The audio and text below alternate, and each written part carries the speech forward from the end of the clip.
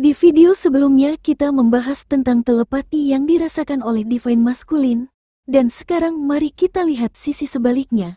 Bagaimana bisa Divine Feminine lebih menerima telepati adalah sesuatu yang tidak dapat dihindari, padahal rasanya sama-sama menghancurkan dan melelahkan. Pertama, kehadiran konstan bukan sekejap. Bagi Divine Feminine, telepati dengan Divine Masculine bukanlah momen sesaat, itu konstan. Terus-menerus, rasanya seolah jiwa Divine Masculine terjahit dalam setiap tarikan nafas Divine Feminine, seperti bayangan hidup yang tidak pernah meninggalkannya.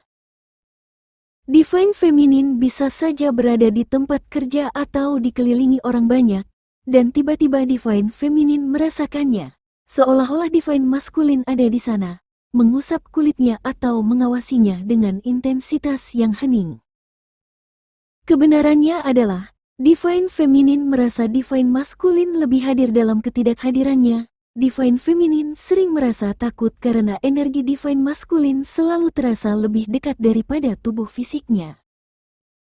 Itu sebabnya telepati lebih kuat dirasakan oleh Divine Feminine, karena Divine Feminine selalu bisa merasakan energi, selalu memakai batin dalam kesehariannya.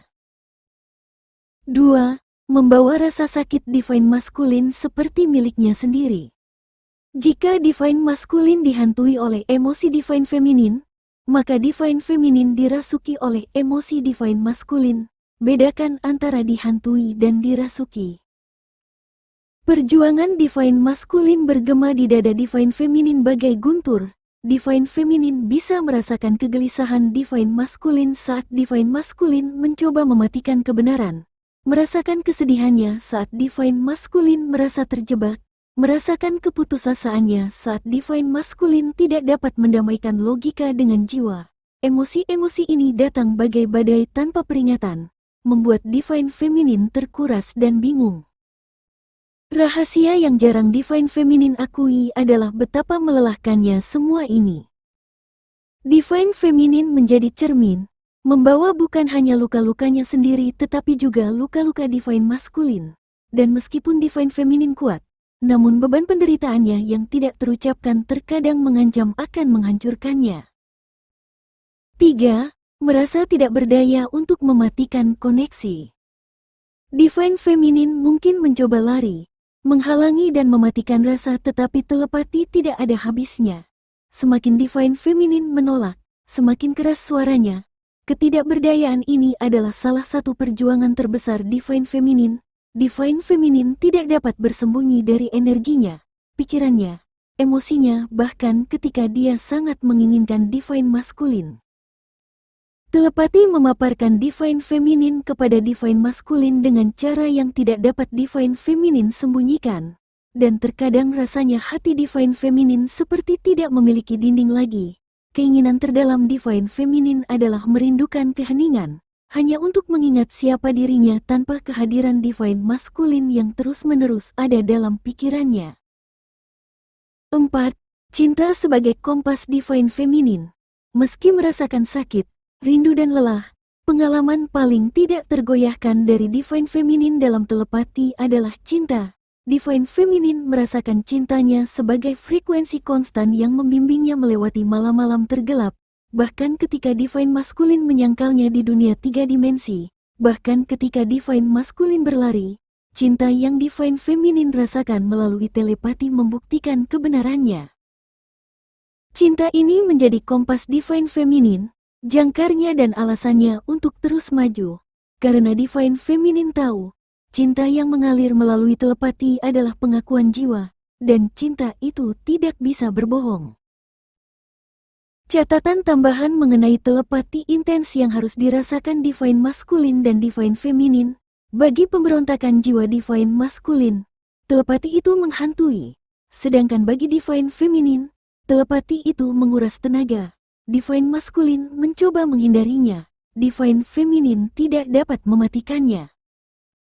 Namun sebenarnya, telepati tumbuh karena adanya pemberontakan jiwa terhadap perpisahan.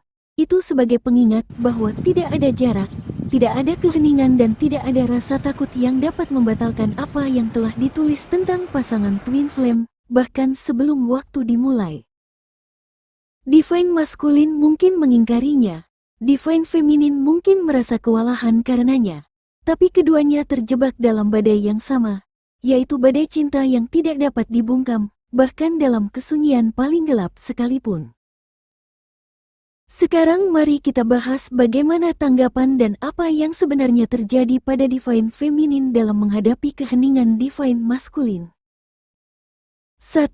Patah hati karena merasakan apa yang tidak bisa Divine Masculine ucapkan. Divine Feminine merasakan segala yang Divine Masculine sembunyikan. Setiap kata yang tidak dikirim menjadi getaran di dada.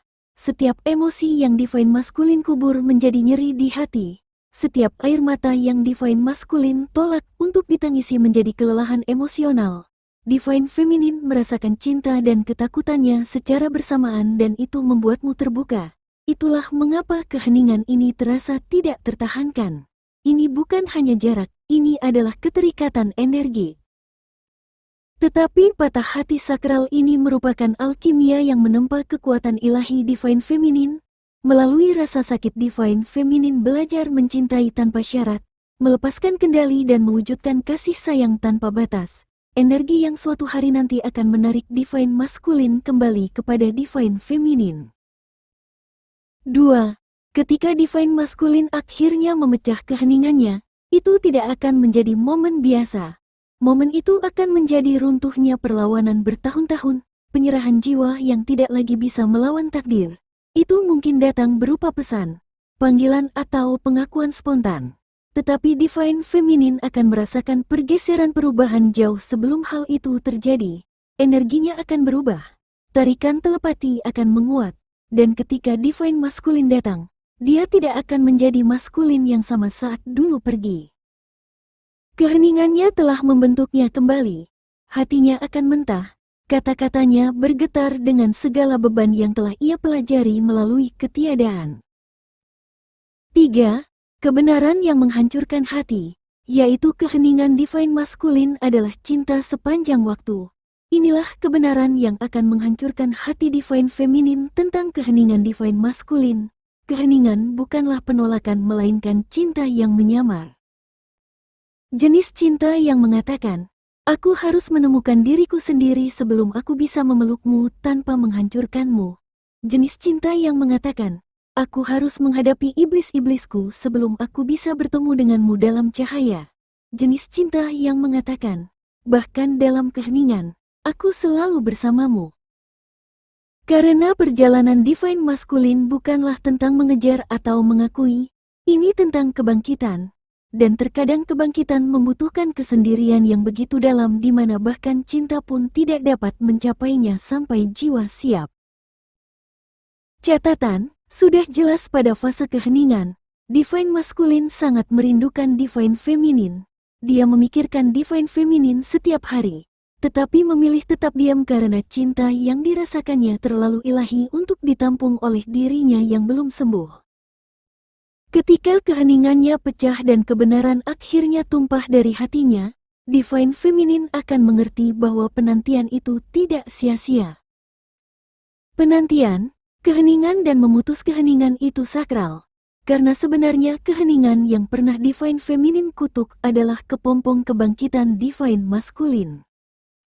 Dan ketika akhirnya Divine Masculine muncul, dia tidak akan menjadi pelari yang pernah dikenal, tetapi datang sebagai Divine Masculine yang terbangun, yang akhirnya melihat Divine Feminine sebagai diri apa adanya, cerminnya, pasangannya, dan rumahnya.